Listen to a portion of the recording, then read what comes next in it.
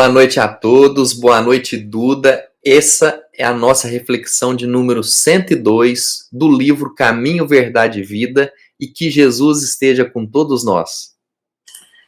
Boa noite, André, boa noite a todos. Sejam todos muito bem-vindos a esse momento que o Centro Espírita Luiz Gonzaga de Luminares proporciona a todos nós. Que a paz de Jesus esteja presente no lar de cada um de vocês, que Ele esteja aqui iluminando a nossa reflexão de hoje. Emmanuel escolhe para esse tema deste capítulo número 102, que se chama O Cristão e o Mundo. André, qual o versículo que vai embasar a nossa reflexão aqui de hoje? O versículo de hoje é uma fala de Jesus muito interessante, que está no Evangelho de Marcos, capítulo 4, versículo 28.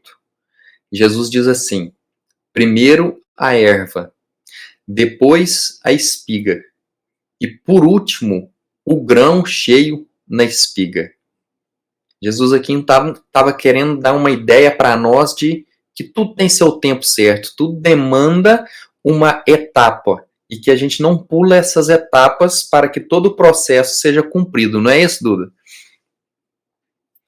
Exatamente, André. E interessante, né, ele usar desses elementos da natureza, né, para facilitar a nossa compreensão. Emmanuel traz mesmo nessa reflexão, né, quanto Jesus usa aí dessas metáforas que envolvem a natureza e como isso facilita o nosso entendimento. É mais fácil, né, visualizar de fora de algo que a gente conhece ali, tem um pouco mais de conhecimento, para realmente internalizar esses ensinos de Jesus, né? Então, Jesus traz esse versículo, né, muito bonito, cheio de significado, e Emmanuel vai falar aqui para nós hoje. Emmanuel começa a dizer que o homem que ainda se compraz nas vulgaridades do mundo, ou seja, que ainda nutre dentro de si sentimentos ainda perniciosos, ele não tem a atenção das pessoas. Ninguém olha para esse irmão, ninguém quer saber da vida dele, aí ele fica realmente vivendo alheio ali na sociedade. Os olhos não são voltados para ele. E aí, Emmanuel traz aqui, né, usando essa reflexão hoje da erva, ele fala o seguinte, que quando essa erva tenra dessa fé retificadora surge no coração desse irmão, desse mesmo irmão que estava realmente ali se deleitando aí desses prazeres mundanos, decide ir para o caminho de Jesus, esse mesmo irmão que não tinha atenção dos demais, passa então a ser um objeto de curiosidade pelo fato de que agora ele quer entregar o seu coração para o cultivo dessa erva da fé, quer entregar o seu coração a Jesus e quer agora seguir um bom caminho, aquele que não tinha atenção dos outros. E aí, Emmanuel fala que é tanta curiosidade que irmãos começam a perceber tanto, a prestar tanta atenção no comportamento, que quer analisar os mínimos gestos desse irmão. Instauram sobre ele uma vigilância dos seus comportamentos. E Emmanuel traz, né, interessante a gente pensar que para Cristo, ele não está prestando essa atenção. Para Cristo é suficiente pensar que um irmão entregou o coração a ele, que já está cultivando a erva, que a erva está presente. Vamos chamar que a erva como se fosse um brotinho, né? Vamos pegar aí um brotinho do milho para a gente comparar a algum outro elemento da natureza. Então, para Cristo é interessante a gente pensar que basta ter essa mudinha, esse brotinho no coração de Jesus já está satisfeito, já está feliz com a nossa melhora e com a nossa boa intenção de estar próximo a Ele. Porque Jesus já sabia dessa máxima que Ele trouxe. Primeiro a erva, depois a espiga e depois o grão cheio na espiga. Cristo sabe desse tempo, sabe dessa demora. Mas Ele fala que os irmãos não entendem essa distância. ainda, né? Muitos ainda não estão entendendo essa máxima que o Cristo trouxe aqui, esse versículo que Jesus já falou para nós, ainda não está claro sobre essa distância que tem para cada um desse processo, dessa etapa que vão ser passada à medida que uma vencer a outra, não é mesmo? Então, comparando a isso, ele traz o seguinte, que esse irmão que está lá cultivando a fé ainda pequena no seu coração, ele traz uma frase aqui para falar sobre essa tensão que os irmãos dão, essa expectativa. Eu vou reproduzir realmente o trecho para ficar bem claro aqui, bem fiel às palavras do Emmanuel, que ele fala assim: pobre aspirante ao título de discípulo do Senhor, né? Afinal, é o início dessa jornada, né? Ainda não passa de folhagem promissora e já lhe reclamam espigas das obras celestes. Conserva-se ainda longe da primeira penugem das asas espirituais. E alguns já vão cobrar dele comportamentos celestiais. Emmanuel nos traz aqui isso hoje.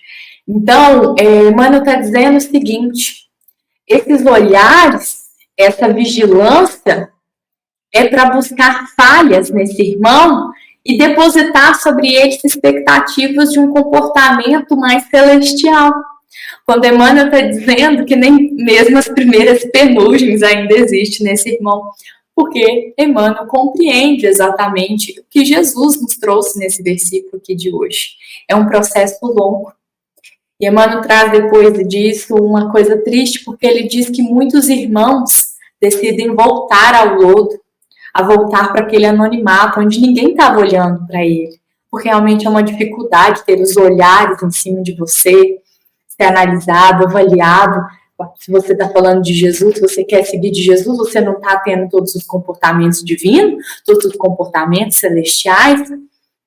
E usando desse comparativo que Emmanuel trouxe aqui, né, que a gente trouxe aqui sobre o milho e da reflexão, é como se essa expectativa estivesse alagando o milho, né? Sabemos que o milho, ele não desenvolve em ambiente alagado. É como se a gente pegasse esse brotinho que a gente falou, nessa mudinha do milho, e começasse como se essas expectativas fossem um alagamento que a gente causasse ali, naquela pequena plantação do milho, que está nascendo no coração de cada um. E aí, por isso, muitos desistem, porque realmente acaba afogando o milho e o milho não consegue se desenvolver. Né? E aí o Emmanuel diz, aí voltam para o lodo. Isso é muito comum a gente pensar, né? Irmãos que decidem entregar a vida para Jesus, irmãos que querem principalmente falar de Jesus abertamente, irmãos que vão ser aqui como um adubo para o nosso coração, para desenvolver essa erva, para desenvolver essa mudinha, falando de Jesus, facilitando o nosso ensino, o nosso aprendizado, né? Trazendo o ensino para nós, me desculpe, facilitando o nosso aprendizado, eles são cobrados, são alvos ali, às vezes, muitas vezes, nossa, mas ele tem tal comportamento, mas eu vi tal comportamento naquele irmão, mas ele fala de Jesus, mas como isso? E aí Emmanuel traz aqui hoje, porque ele ainda está longe, porque ele ainda é erva, sabe? Precisamos separar, né, essa expectativa que nós elevamos em cima do irmão e pegar aquilo que é de bom para nós. Se ele fala aquilo que é de bom, ele fala para ele também. Então peguemos isso, guardemos no nosso coração e usamos isso para desenvolver a nossa mudinha aqui dentro. Então, só existe um irmão que nós podemos colocar todas as nossas expectativas. Só um irmão vai nos surpreender profundamente, jamais nos decepcionará. Esse irmão é o nosso irmão maior, o único que foi o nosso mestre. Só tem um, que é Jesus. Todas as expectativas vão ser constantemente surpreendidas. Jamais depositaremos algo e não sairemos frustrados, porque Jesus foi o nosso mestre. Ele é o nosso mestre, né? Ele é o nosso guia e ele é o nosso modelo. E vai sempre nos surpreender. O que quer que seja, sempre Jesus vai ter esse exemplo para nos abrilhantar com tanta tanto amor, com tanta paz, com tanto bom desenvolvimento. André, tem uma história que pode ilustrar ainda mais esse exemplo dessa reflexão aqui de hoje? Eu pensei numa coisa aqui, agora, vendo você falar e lembrando do título da nossa reflexão de hoje, que é O Cristão e o Mundo, é que a gente tem que ter muito cuidado em observar isso, de que o cristão, o espírita, nós estamos no mundo, nós não somos do mundo. Então, portanto, a nossa visão, ela não pode ser uma visão do mundo, ela tem que ser uma visão do Cristo. E é muito interessante o que acontece na abertura daquela série The Chosen, é o seguinte, tem vários peixes cinzas nadando para uma direção. Até que um certo momento, um peixe muda de direção, ele muda de cor e começa a nadar contra a corrente. E aí, aos poucos, outros vão se juntando a ele. Então, o que isso tem a ver com quem é cristão? Que cristão não pode sempre nadar na corrente que é do mundo, dizendo, focando em notícias e desenrolares que são coisas mundanas. O cristão, ele precisa ter um olhar contra essa corrente materialista e sem fé. Ele precisa ter um olhar do Cristo, de pensar onde está a justiça de Deus nisso. Não pensar assim, isso é um absurdo, o mundo está acabando. Não está acabando, o mundo está transformando, está mudando, assim como Jesus foi transformando todo o seu caminhar naquela época.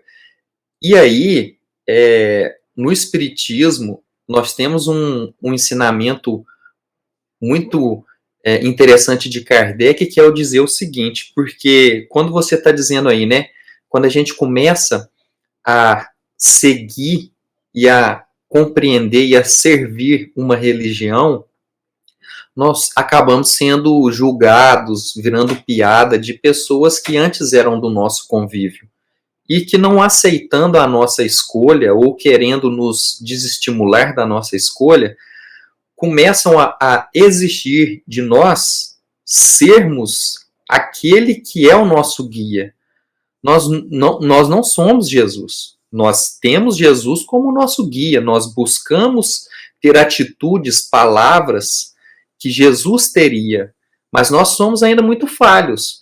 Então, Allan Kardec diz assim, reconhece-se o verdadeiro espírita pela transformação moral e pelos esforços que emprega para domar suas inclinações más.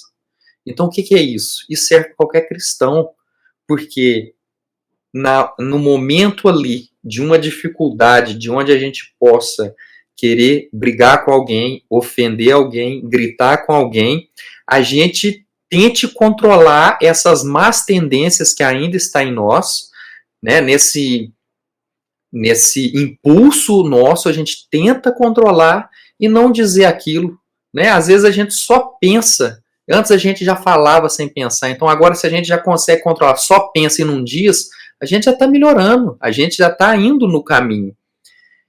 E eu também, nessa reflexão de hoje, eu fiquei muito pensando a respeito da fé, né? Porque para essas pessoas que não compreendem a escolha de quem faz escolha por uma fé, porque elas não conseguem compreender, mas o que é essa fé?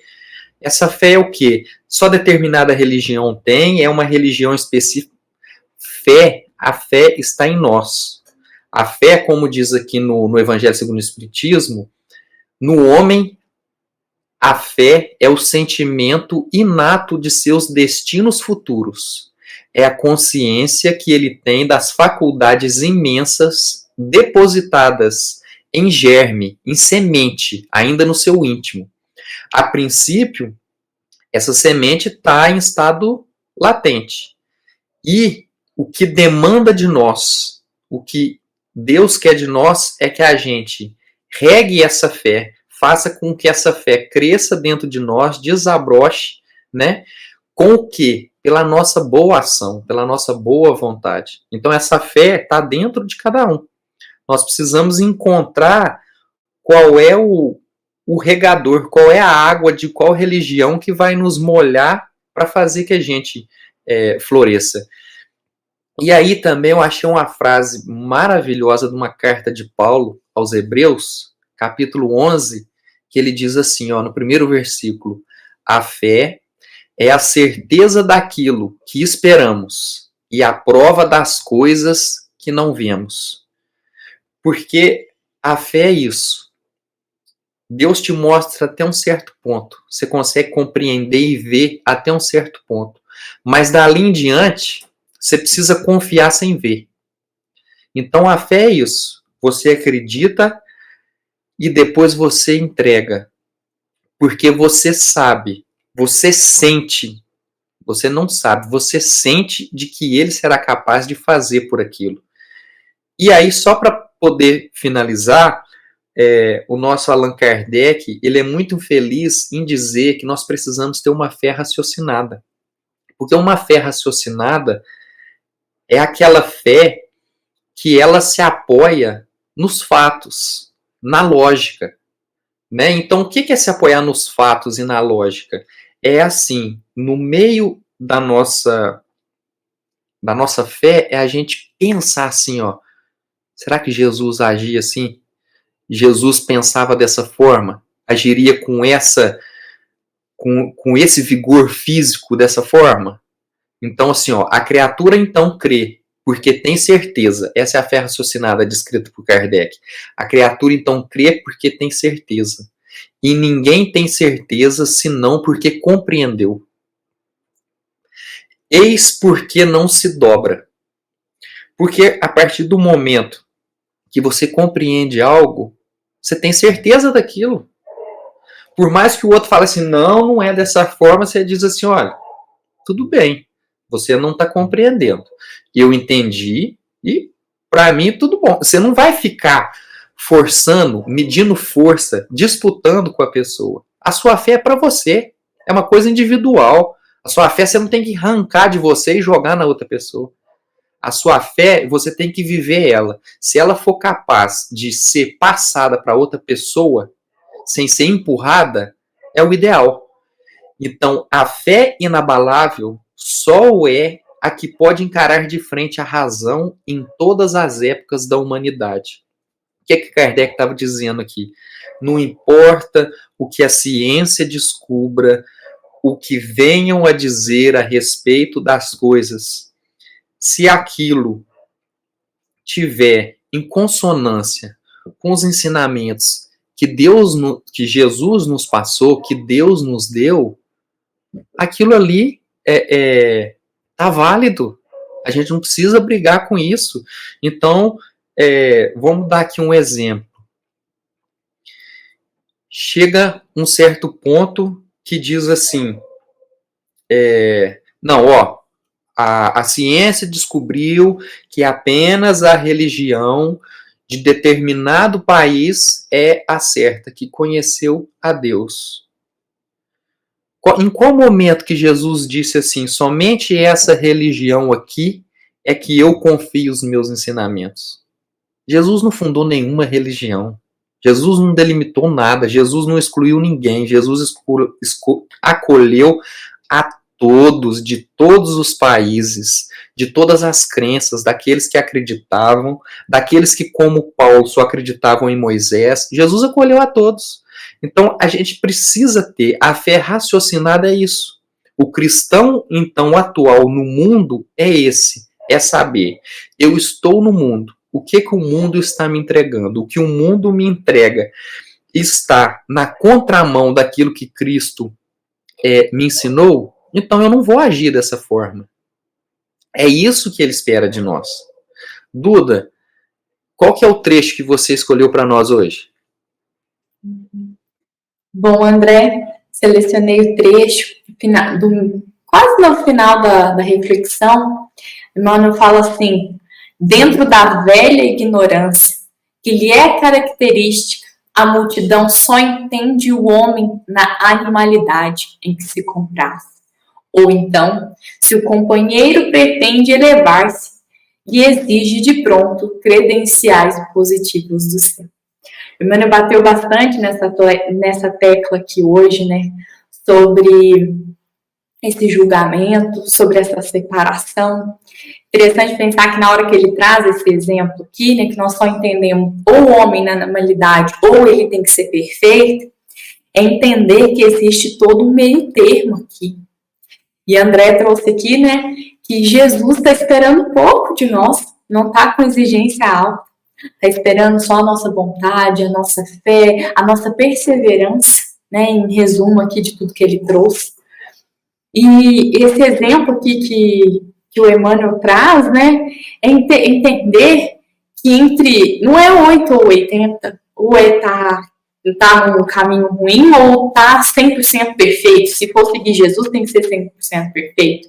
Não é 8 ou 80. Entre o 8 e o 80 existe 72 números. E não importa em qual número nós estejamos, né, nesse intervalo importante é estar rumo a Jesus. E se alguém ainda não está nesse caminho, vale a pena a gente começar fazendo o nosso, porque a partir do nosso caminho a gente vem influenciando, né? Trouxe aí a abertura da série, né? Quando um começa a nadar contra a corrente, outros vão começar a seguir, porque vão ver a beleza que é seguir Jesus, vai poder ver frutos bons desse nosso trabalho, mas não perfeição, bons frutos, porque ainda erraremos muito, porque nós falamos de Jesus, mas não conseguimos fazer o que Jesus fez, né? Estamos aqui com boa vontade, com boa intenção, alimentando, né, diariamente o nosso espírito, mas o caminho ainda é longo, né? Então, pensar que temos que aproveitar tudo de bom que o irmão puder trazer para nós.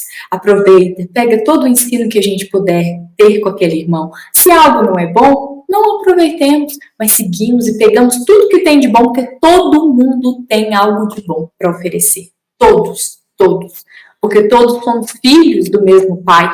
Então, todos temos algo de bom para oferecer para o nosso irmão e nós temos algo a aprender. Então, precisamos ter sempre essa humildade e aprender a fazer esse filtro e pegar tudo que há de bom. Emmanuel diz que para quem decidir servir Jesus, é preciso perseverar, seguir firme nos ensinos do Cristo, que ele trouxe aqui hoje. E aí eu vou falar esse trecho que ele traz assim: o mais forte adversário da alma que deseja seguir o Salvador é o próprio mundo. Então a nossa maior batalha é em vencer o mundo. Cristo já disse, né? Eu venci o mundo. Porque exatamente essa era a batalha, né? Essa era a maior batalha, era vencer o mundo. Então nós precisamos também vencer essa batalha do mundo, vencer, seguimos forte, porque a gente tem um propósito maior, né, que é seguir Jesus. Ouvir essa palavra do Mestre, entender, né, o que ele trouxe aqui hoje, esse versículo cheio de significado, né, eu encerro aqui com ele também, né, entender que primeiro vem a erva, depois a espiga e por último o grão cheio na espiga. Esperarmos isso do nosso irmão e esperarmos isso do nosso próprio processo também.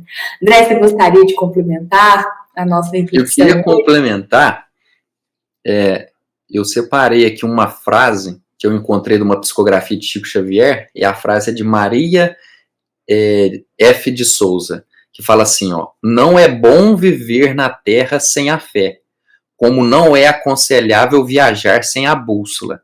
Não, pelo instrumento que colocou, a gente sabe que essa frase é antiga, né? Mas se a gente adaptar, ela está dizendo o seguinte: não é bom viver na terra sem a fé. Quer dizer, não é proibido.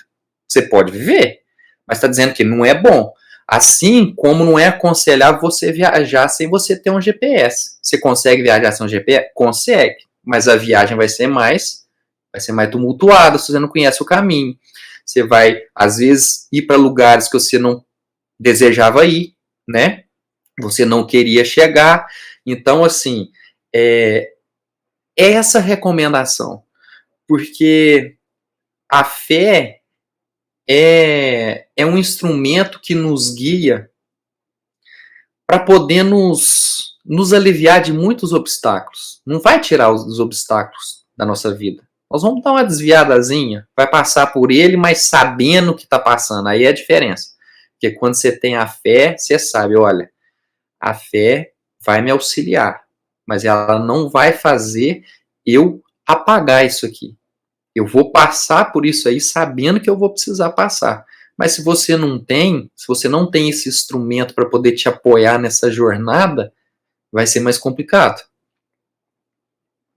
Isso. O importante é decidirmos manter, né, viva e constantemente nos guiar por ela, regar essa plantinha também, como o Emmanuel trouxe de significado aqui, que é essa pequena erva tenra da fé, que essa erva ela esteja presente, latente e viva no nosso coração, mantemos sempre, ela sempre adubada, né, com folhas bonitas, vistosas, não é mesmo? Porque ainda tem um processo, mas nós podemos nos dedicar a manter essa ervinha, essa mudinha viva, alimentando diariamente a nossa fé. Que o André trouxe aqui, né? Realmente, a fé é a bússola da nossa vida, é o GPS da nossa vida. Quando tudo parece perdido, na hora do desespero, é sempre a nossa fé que nos guia para um bom caminho, que nos faz seguir o bom caminho. Mesmo que a gente não direcione necessariamente, mas um caminho é um só, é lá em cima. Então, nos direciona ao Pai, porque por mais que a gente se perca, ela sempre vai estar lá mostrando onde é o norte. O norte sempre vai ser Jesus. O norte sempre vai ser o Pai, é onde a gente vai recorrer na hora desse desespero, na hora da dor. O importante é manter a ervinha da fé no nosso coração, porque ela vai nos guiar sempre num bom caminho, no caminho que vai realmente nos levar a melhores decisões da nossa vida. Então é isso. Essa foi a mensagem que Emmanuel deixa aqui para o nosso coração, cheio de significado, cheio de importância, de muita reflexão, né, que possamos refletir, né, tantas informações, tantas mensagens, tantos ensinos que o Emmanuel trouxe aqui para nós hoje. Na semana que vem, ele traz sobre a estima do mundo, né? Emmanuel ainda vai falar um pouco mais, né, sobre essa nossa relação com o mundo. Mas ele escolhe agora Mateus capítulo 10, versículo 25. Ele fala assim, é uma fala de Jesus. Se chamaram Beelzebul ao pai de família, quanto mais aos seus domésticos. Semana que vem, vamos juntos refletirmos mais uma reflexões aqui. Eu desejo a vocês uma semana de muita fé, de muito fortalecimento da fé de cada um de vocês. E essa foi uma mensagem do Centro Espírita Luiz Gonzaga de Luminares, que sempre está sendo aqui um grande fertilizador na nossa fé. Fiquem em paz, um excelente sábado a todos. Um ótimo final de semana a todos, que a paz de Jesus esteja com todos nós e que assim seja.